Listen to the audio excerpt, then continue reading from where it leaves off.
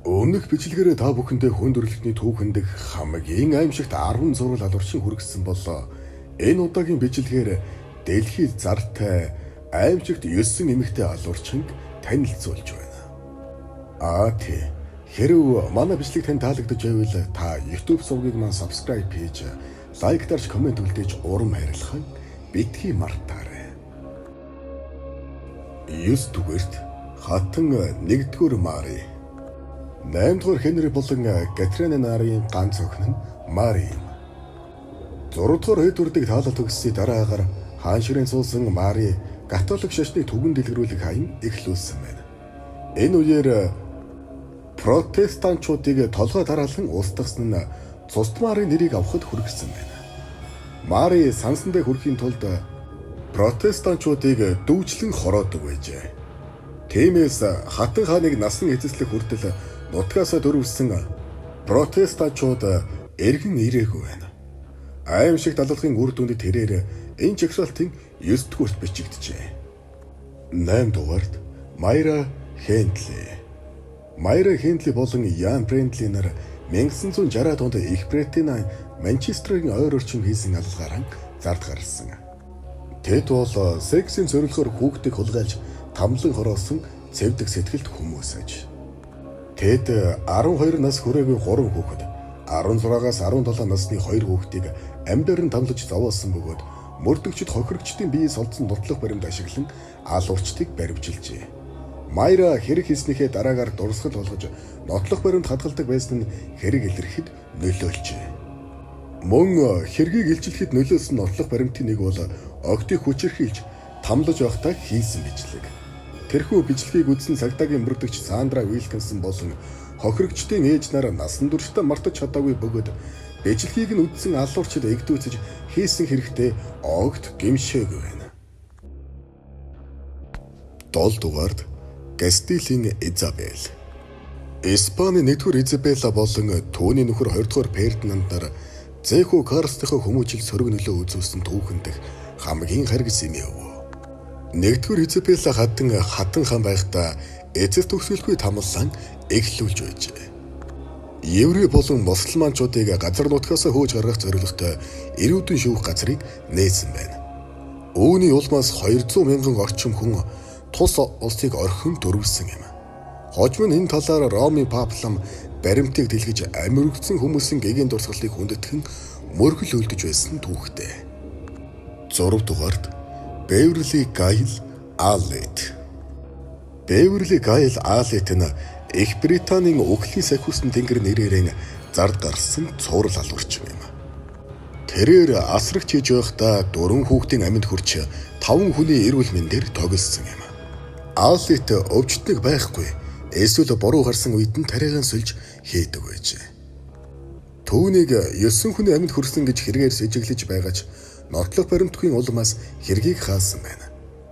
Цуст совилогчийг баривчлагдах үед 13 хүүхдэд 58 өдрийн турш буруу тариа хийсэн болох нь тогтоогджээ.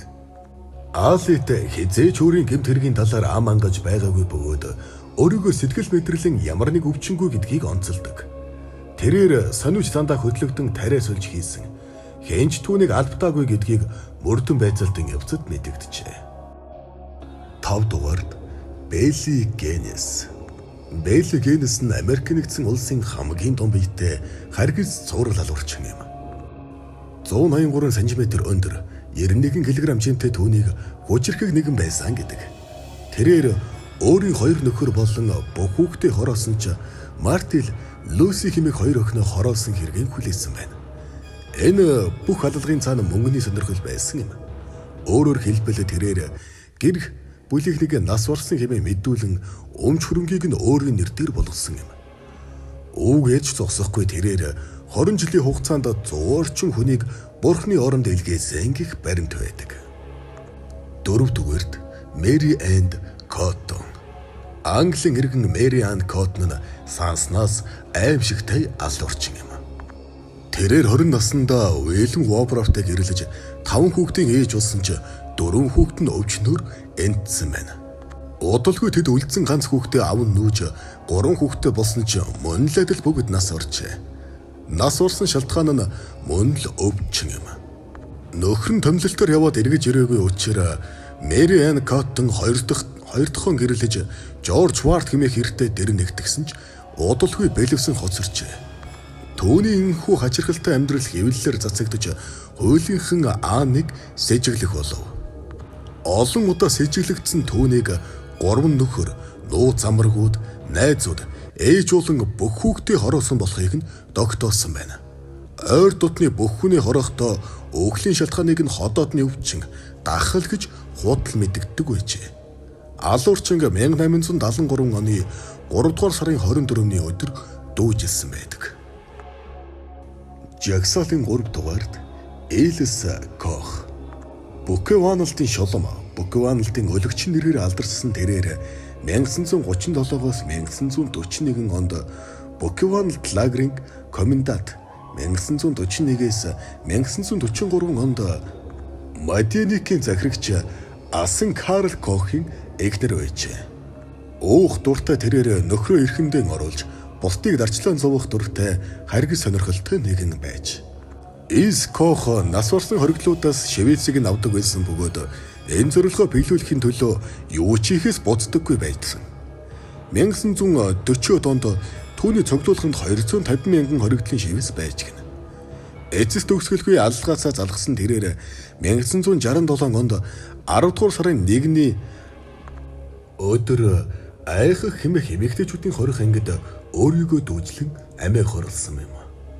2 дугаард Ирма Грейс Берген Бэлсэн хорих ангийн хянагч Бэлсэний өлөгчин нэрээр зартай Ирма Грейс 1943 онд Аушвицэд томилогдсон ирсэн байна.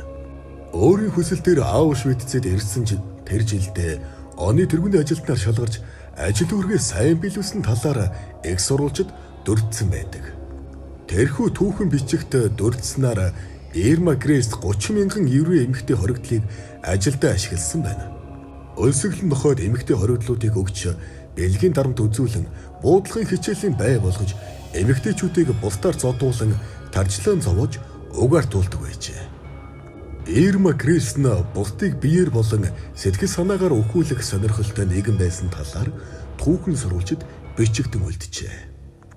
Жагсаалтын 1-р бичигдсэн буюу түүхэн дэх хамгийн харгис эмэгтэй зураг алуурчин болох Элизабет Ботари. Элизабет Ботарийн өнгөрийн түүхэн дэх зартай зураг алуурчин нэрээр алдаршсан юм. Энгийн тариачин айлын өгтөйг өндөр цалинтай ажилд авна гэсэн зарын дагуу ажилсан өхөд хизээж гэртээ эргэж ирдэггүй гэсэн цуу яриа олон жилийн турш газар авчээ. Энэхүү цуу яриаг 2 дугаар Матис хаан нэгэн найрын үеэр сонссон бөгөөд найрын зочид тэр үеэр 2 өхний цогцыг олжээ. Энэ мэдээр учир битүүлэг үхэл араараасаа цуварсаар байсан юм. Тодруулбал 25 жилийн дотор олон зуун охин ам үрэгдэжээ. Ингэхдээ тэднийг янз бүрийн хэлбэрээр хороосон байх бөгөөд зогцнуудыг хүн харахын эцэсгүй болгосон байдаг.